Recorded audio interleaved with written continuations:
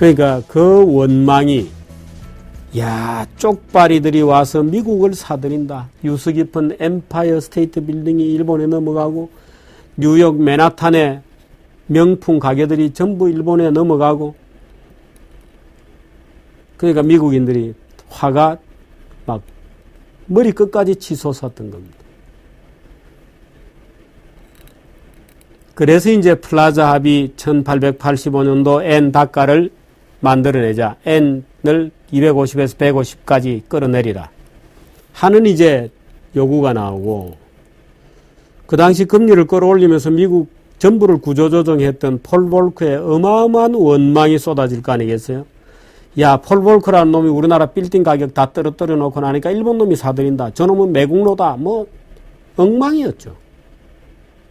그 폴 볼커가 그래 좋아. 그러면 내가 일본도 거품을 빼주겠다. 잘 들으십시오. 금리를 2%에서 6%까지 7번이나 끌어올려서 미국 거품을 쫙 빼버린 기름을, 패트를 쫙 빼버린 폴 볼커가 그래? 그러면 내가 일본의 거품도 빼주지 뭐. 일본의 거품도 빼주지. 하고 만들었던 것이 BIS 비율이라는 겁니다. 그전에는 그런 게 없었습니다. IMF 때 우리가 귀가 따갑도록 들었던 우리나라 은행을 구조조정하는데 정말 아이언로우가 되었던, 철칙이 되었던 바로 그 무서운 잣대가 Bank for International Settlement, 국제결제은행이 만든 은행들의 자기자본 비율 8%를 만족시켜라 하는 것 기준이죠. 그 BIS 비율 8%라는 기준을 만든 사람이 바로 폴 볼커입니다. 폴 볼커. 86년도에 그걸 이니시에이션을 해서 이제 안을 내고 정작 본인이 물러난 87년에 물러났을 겁니다. 물러나고 나서 시뮬레이션 프로베이션 그러니까 이 예비시험 기간을 거쳐서 89년도부터 BIS 비율 8%가 적용이 되고 각 국가별로 BIS 비율을 적응하는 이제 적응 기간을 두고 그래서 일본의 경우에는 90 몇 년도부터 했을 겁니다. 그래서 이제 BIS 비율을 적용하기로 룰 세팅이 된 것이 이제 80년도 후반이 87년이었을 겁니다. 적용은 89년도부터 적용에 들어갔고 BIS 비율 8%라는 것은 뭐냐?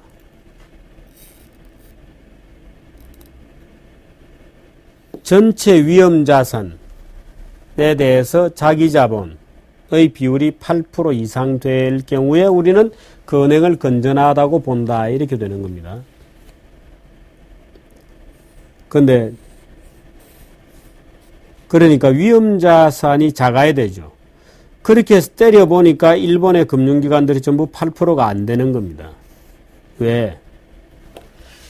위험자산은 크고 자기자본이 적기 때문이죠. 위험자산이 왜 크냐? 차입이 많기 때문에 그런 겁니다. 위험자산. 내 어떤 것들이 들어가냐? 시장 가격이 있어서 플럭추에이션이 있는 거. 프라이스의 플럭추에이션, 급변이 있는 거. 주식. 채권도 가격이 급격히 움직이거든요. 주식, 채권. 부동산. 대출도 종류에 따라서 위험 가중치를 계산하는 여러 가지 방법이 있습니다. 복잡한 계산을 해서 이 자산은 위험 가중치를 얼마로 본다 해서 위험 자산의 총량을 결정을 하죠. 주식은 100%가 위험 자산입니다. 채권도 아마 100%였을 겁니다. 부동산도 가격 변동이 심하기 때문에 굉장히 높은 비율로 위험 자산으로 간주가 되죠. 그래서 위험 자산을 줄여야 자기 자본을 늘리거나 그건 증자를 해야 되는데 돈이 누가 있나요? 자기 자본을 늘리거나 위험 자산을 줄여야 되죠. 말하자면 BIS 비율을 높이려면 위험 자산을 줄여야 된다. 뭐를? 주식 줄이고 채권 줄이고 부동산 줄이고 대출을 줄여야 돼요.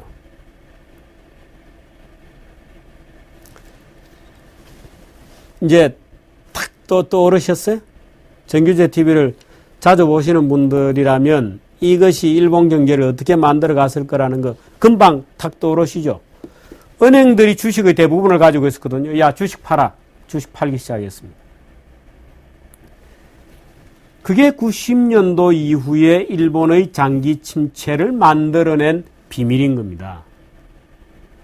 말하자면 죽은 폴 볼커가 87년에 FRB 의장 물러났으니까 죽은 폴 볼커라고 얘기할 수도 있죠. 물론 자인으로서는 아직 살아있지만 죽은 폴 볼커가 이후 20년 동안 일본 경제를 밑에서 꽉 붙들고 물밑으로 끌어내려서 죽여버린 겁니다. 주식 팔아. 오케이. BISB를 8% 지키고 싶어? 주식 팔아. 부동산도 팔아. 도쿄 부동산 가격이 떨어지기 시작했어. 도쿄 증권시장 주식 가격이 폭락하기 시작했어. 일본 채권이 폭락하기 시작했어. 일본이 대출도 줄여라. 이렇게 된 겁니다. 어떤 결과가 왔을까요? 은행들이 돈을 빌려줘야 뭐 기업도 돌아가고 장사를 하죠. 대출도 줄여야 돼요. 일본의 피크 때 동경 증권시장 주식 가격이 40,000엔이었습니다. 지금 얼마냐고요? 10,000엔입니다. 10,000엔도 안 되는 거 아닌가요, 요즘? 뭐 주식은 오른다고요? 아닙니다. 일본의 경우는 보면 주식은 뭐 언제나 떨어지는 것이죠. 지난 20몇 년 동안 떨어졌으니까. 부동산, 골프장, 회원권, 뭐 채권, 소위 시장성 가격이 있는 거는 전부 밑으로 밀려 내려가기 시작했죠. 왜? 일본 은행들이 팔았으니까. 그게 일본의 잃어버린 20년을 만들어낸 장본인은 누구냐? 폴 볼커라고 하는 위대한 인간인 겁니다. 정말 어마어마한 인간이 만들어낸 겁니다. 말이 없어요, 이 사람. 아침 출근할 때 사람들이 와서 막 대마하고 해서 뭐 가만히 쳐다보고 출근하고 가만히 쳐다보다가 출근하고 했다거든요. 이 사람 미국을 완전히 대청소하고 난 다음에 일본을 대청소해버린 겁니다. 아시아를 전부 대청소해버린 겁니다. 왜? 아까 얘기 드렸잖아요. 한국금융기관들이 일본 돈 가지고 중개 대출을 하면서 커미션 베이스로 스프레드를 말하자면 금리차를 먹고 영업을 해왔는데 일본 금융기관들이 야 대출 해수다. 주식도 팔고 채권도 팔고 부동산도 팔아야 되는데 대출도 팔아야 돼. 대출도 줄여야 돼. 야 우리 빌려줘 3개월짜리를 계속 롤오버 해주면서 빌려주는 거 갚아줘. 갚아야죠. 그래 터진 겁니다. 그래서 터진 겁니다. 말하자면 무슨 얘기냐면 미국이 일본을 버르장머리를 고치고 있고 일본이 살기 위해서 아시아로 대출해 줬던 거를 다 긋기 시작한 겁니다. 말하자면 그 틈을 노리고 조지 소로스 같은 깡패가 나와가지고 일본이 아시아에 대출해 줬던 걸 걷어가고 그 공백에 마진을 먹으려고 깡패들이 총 들고 나타났던 거죠. 한국은 사실 안 그럴 수 있었는데 이해가 되셨어요? 지나고 보니까 알게 된 겁니다. 그랬었구나. 몰랐습니다, 우리. 지금도 그것도 모르면서 외환위기 뭐 이런 거 가르치는 경제학 교수들이 굉장히 많아요. 지금도. 뭐가 어떤 일이 벌어졌는지도 지풀도 모르면서 우리나라 외환위기가 어떻고 뭐 떠드는 사람들이 굉장히 많습니다. 아마 정규제 TV의 애청자 여러분들은 이제 어느 정도는 디테일은 모르겠습니다만은 크게 또 움직였던 세계 경제의 기본 흐름에 대해서는 이제 좀 그랬었구나 그 당시에 라고 하는 인식을 좀 가질 수 있을 것 같습니다.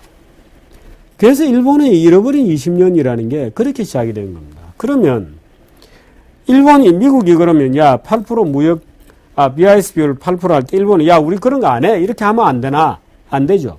왜? 미 해병대 때문에? 아닙니다. 미국의 힘은 미 해병대에서 나오는 게 아니에요. 미국의 힘은 어디서 나오느냐? 미국은 어마어마한 무역 적자를 견딜 수 있는 힘에서 나오는 겁니다. 미국은 전 세계의 물건을 사주는 최종 소비자입니다. 미국은.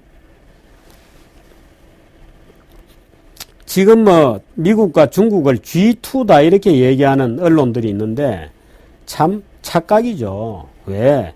중국은 물건 만들어서 미국이 사줘야 먹고 사는 나라입니다. 미국은 세계의 최종 소비자예요. 최종 소비자라는 것은 무슨 얘기냐면 미국이 유일하게 지불하는 사람이라는 겁니다. 미국이 유일하게 돈 내는 사람이에요. BIS 비율 8%를 그건 미국 너그 기준이고 우리는 그런 거 하기 싫어. 물론 BIS 국제결제은행의 규칙이라고 나오는 거죠. 그 룰은 미국의 룰로서 나온 것은 아닙니다. 폴 볼크가 움직였지만 어디까지나 멀티래터럴한 국제 규범으로 룰 세팅이 된 거죠. 말하자면 미국이 세팅을 했습니다만은 그 룰 자체는 글로벌하고 유니버설한 룰이죠. 보편적인 법입니다. 그 미국이 그 법을 세팅하고 그 법을 유효하게, 이펙티브하게 밀어갈 수 있는 힘은 어디에 있느냐? 미국이 최종 수입국이기 때문에 그렇습니다. 그럼 일본이 우리 은행은 8% 하기 싫어. 그럼 미국 너희나 해. 우리는 안 하겠어. 라고 했을 경우에 어떻게 되느냐? 그래요? 그러면 우리는 BIS를 우리만 할게. 너는 하지 마. 그 대신에 우리 은행들이 일본으로부터 물건을 미국 기업이 일본에서 물건을 살 때 국제 환거래를 하잖아요. 말하자면 일본 은행이 있고 미국 은행이 있고 일본 수출업자가 있고 미국 수입업자가 있으면 자기들끼리 은행하고 최종 고객 거래하고 은행들 간에 코레스 계약을 맺어서 자금 결제를 하거든요. 그거 우리 안 해?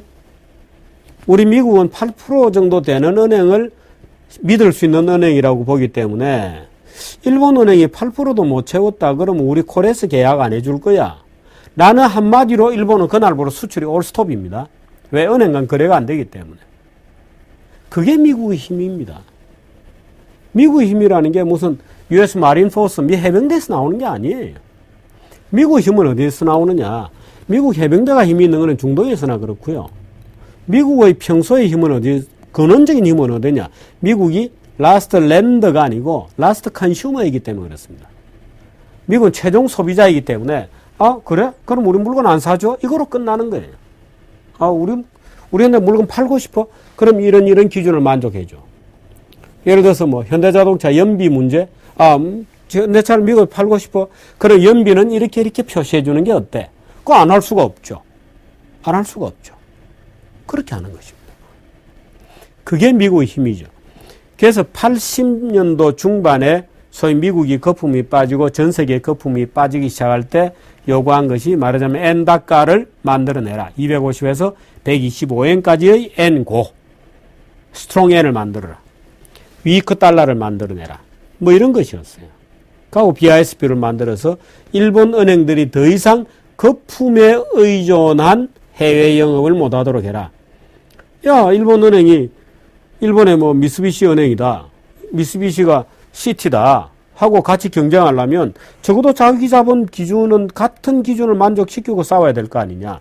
왜 미국 기업은 자기 자본이 튼튼한데 일본 기업은 순전히 거품으로 조달한, 부채로 조달한, 주식으로 조달하거나 부동산으로 조달한 자금을 베이스로 해서 경쟁하면 되겠니? 그거 빼고 하자. 라고 이제 미국이 얘기하는 거죠. 그런 방법으로 일본의 국부 전체가, 거품 전체가 차례대로 구조적으로 삭감되기 시작하는 과정에서 일본이 아시아에 나가 있던 돈을 차례차례 걷어내면서 태국이 무너지고 말레이시아가 무너지고 한국이 무너졌던 겁니다. 일본 요인이죠. 실제로 일본이 한국에서 얼마의 돈을 빼갔냐? 약 200억 달러 정도의 돈을 빼갔습니다. 그 당시 지금은 200달러 우리가 얼마 안 되는 것처럼 보이지만 그 당시 97년만 하더라도 우리나라 외환보유고 수준이 작았기 때문에 200억 달러 같으면 어마어마한 금액이었습니다. 근데 그 중에 거의 대부분 유럽 금융기관들도 약간 있었고요. 요즘 우리나라에 주로 이제 하트마니가 들어오면 주로 유럽에서 들어오거든요. 물론 이제 일본 엔캐리 자금도 일본에서 들어오는 자금들이 있는데 기본적으로 들어왔다 나갔다 하는 공격적인 자금들은 유럽 자금들이 많습니다. 그런데 그 당시만 하더라도 유럽의 소위 투기적 금융이 우리나라에 들어오지 않았어요. 그 당시만 하더라도 유럽 돈이 한국에 투자된 것은 전부 실물 투자였습니다. 예를 들면 산업 투자죠. 그러니까 포트폴리오 유가증권 투자, 뭐 투기성 투자 이런 게 아니고 뭐 여기 와서 기업을 만든다. 뭐 이런 것들이죠. 아주 건실한 투자였습니다. 그러니까 유럽은 별로 빼나갈 게 없고 일본은 금융을 빌려줬기 때문에 쉽게 빠질 수가 있었죠. 그렇게 해서 빼나간 돈이 200억 달러였습니다.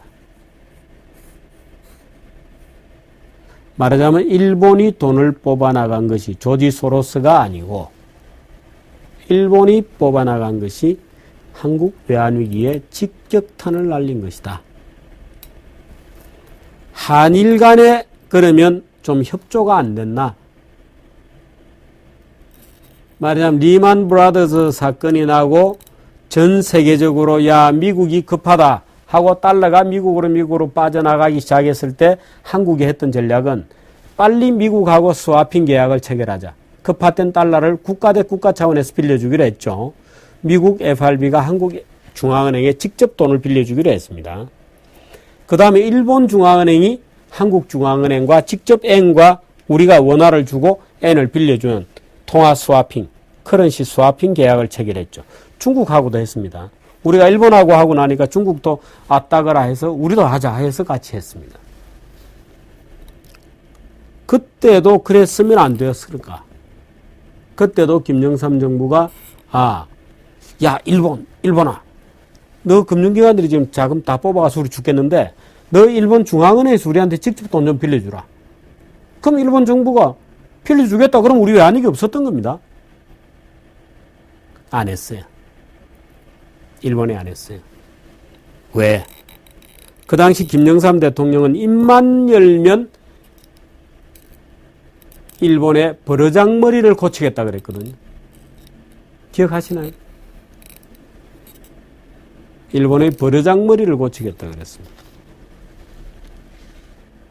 아셈 회의 이런 거 하면 클린턴한테 김영삼이 정치를 가르쳐 줬어요. 야, 클린턴. 내가 정치는 평생 해봐서 아는데 있잖아. 내가 정치 구단이거든. 잘 들어. 하고 가르쳐 줬. 한번 한국에 와서 자기가 가르쳐 줬다고 자랑하고.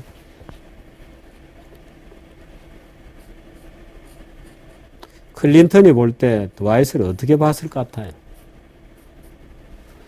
일본이 버르장머리를 한국 대통령이 고치겠다고 했는데 그 당시 한국과 미국, 일본과 한국 사이에 어떤 일이 벌어지고 있었는지에 대해서는 다음 시간에 하도록 하겠습니다.